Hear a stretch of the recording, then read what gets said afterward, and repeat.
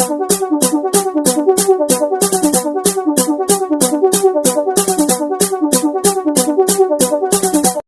Morning students.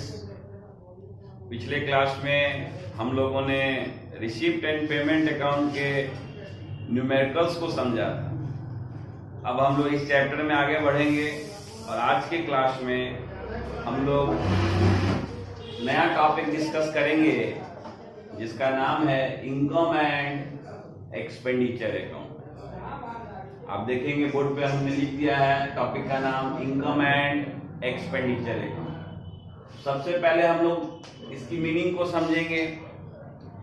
तो इसकी meaning में लिखा होगा कि income and expenditure account refers to that account which is prepared to find out surplus or deficit.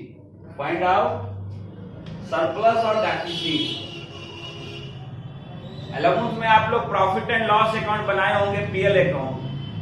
उसमें आपको नेट प्रॉफिट या नेट लॉस आता था, नेट प्रॉफिट या नेट लॉस आता था। वो प्रॉफिट मेकिंग ऑर्गेनाइजेशन का बनता था।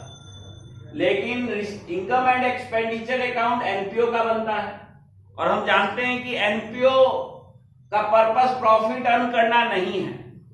इसीलिए एनपीओ अपने प्रॉफिट को प्रॉफिट नहीं बोलती है बल्कि वो अपने प्रॉफिट को सरप्लस बोलती है।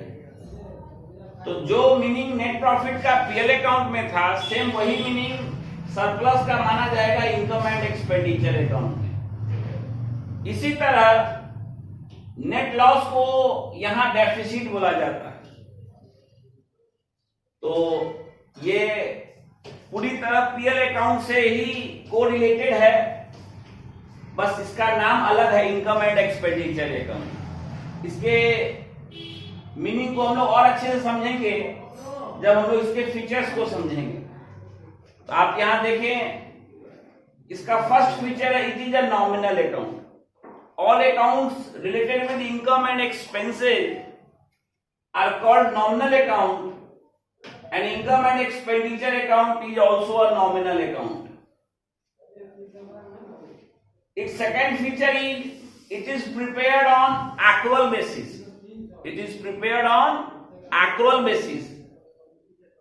पीएल अकाउंट भी आप जानते हैं कि एक्रुअल बेसिस पर बनता था।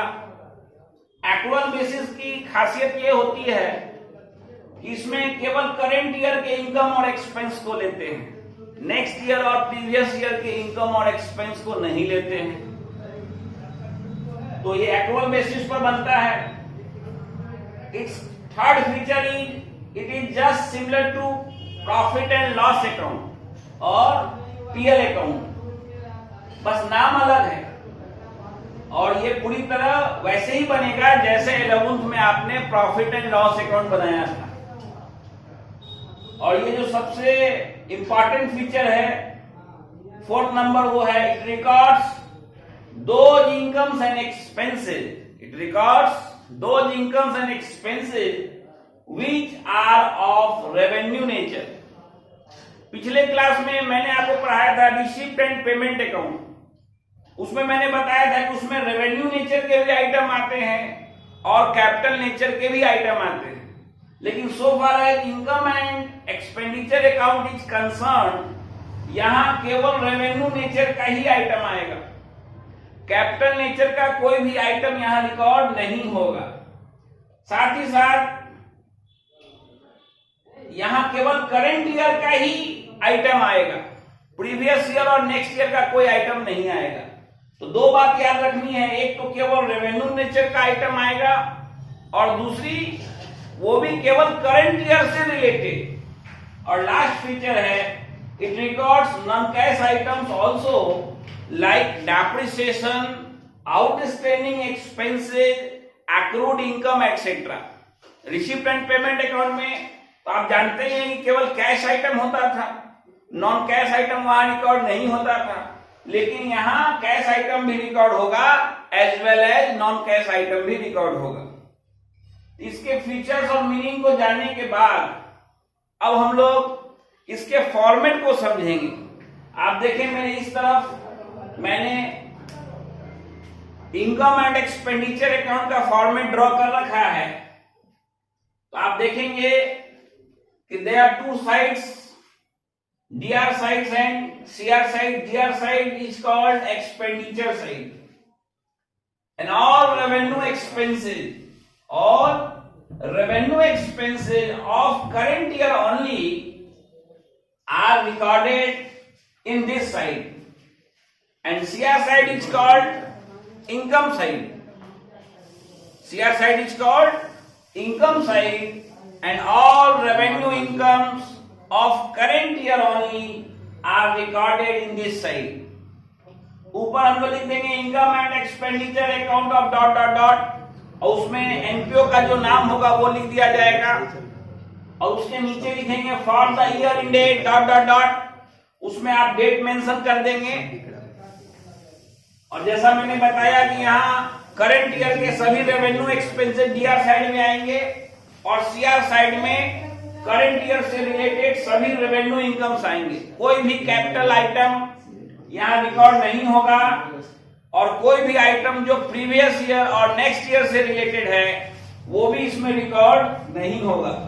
आप देखें, कुछ हमने एग्जांपल्स लिखे हैं डीआर साइड में। सैलरी, तो डीआर साइड का कोई भी आइटम जो हम लोग लिखेंगे उसमें हम लोग को 4 एडजस्टमेंट करने पड़ सकते हैं।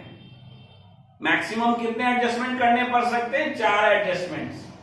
इसका मैं डिटेल बाद में नेक्स्ट क्लास में दूंगा, बस आप इतना जान लें अभी कि ईयर एंड में जो आउटस्टैंडिंग होगा, जिसको हम लोग आउटस्टैंडिंग एंड कहेंगे, वो ऐड होगा, और ईयर के स्टार्टिंग में जो आउटस्टैंडिंग होगा, जिसको हम लोग आउटस्टैंडिंग बिगिनिंग कहेंगे, वो लेस होगा।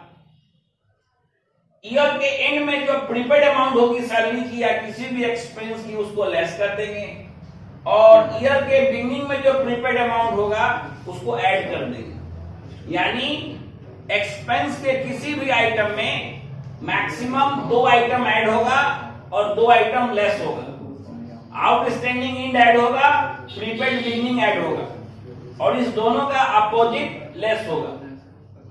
ये केवल सैलरी में करना पड़ेगा ऐसी बात नहीं है, डीआर साइड के किसी भी आइटम में ये एडजस्टमेंट हमें करना पड़ सकता है, और इसको मैं डिटेल में बताऊंगा। अभी बस आप लोग को फॉर्मेट में हमने एक बार लिख दिया है।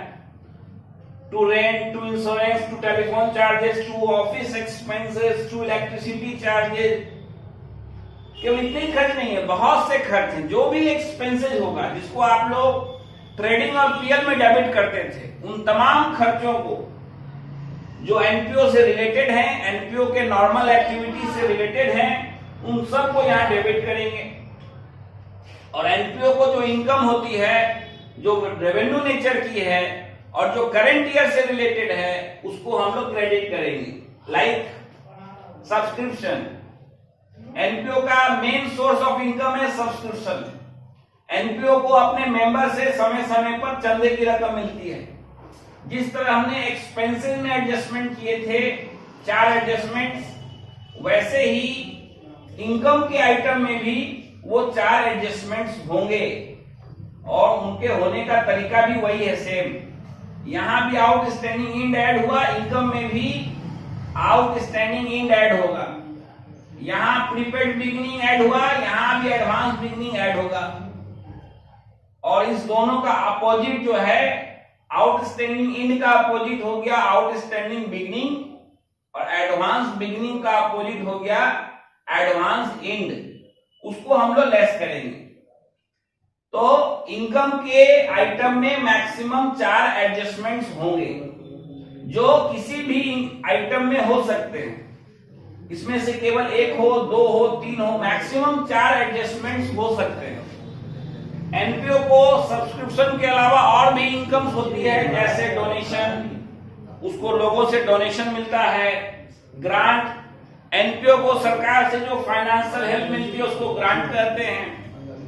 Interest received on investment, NPO ने अपनी जो रकम बैंक या किसी फाइनेंशियल इंस्टीट्यूशन में इन्वेस्ट कर रखी है, वहां से एनपीओ को इंटरेस्ट रिसीव होता है। नए मेंबर से जो एनपीओ फी चार्ज करता है उसको एंट्रेंस फी बोलते हैं। और भी जो भी इनकम्स होगा वो क्रेडिट करेंगे, एक्सपेंस को डेबिट करेंगे और इनकम को क्रेडिट करेंगे। और उसके बाद हम लोग कंपेयर करेंगे। If credit side total is more than the difference is called surplus. PL में जिसको नेट प्रॉफिट बोलते थे उसको यहां सरप्लस बोलेंगे। सरप्लस को आप बोल सकते हैं excess of income over expenditure, excess of income over expenditure, और शॉर्ट में बोलेंगे सरप्लस। लेकिन हमेशा क्रेडिट साइड का टोटल ही अधिक नहीं होगा, कभी कभी डेबिट साइड का टोटल भी अधिक होगा। तो इधर जो डिफरेंस आएगा उसको हम लोग डेफिसिट बोलेंगे।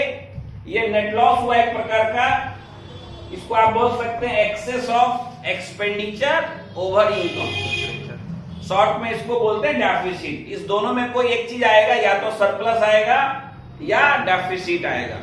इस क्लास में हमने इनकम एंड एक्सपेंडिचर अकाउंट के बारे में समझा है।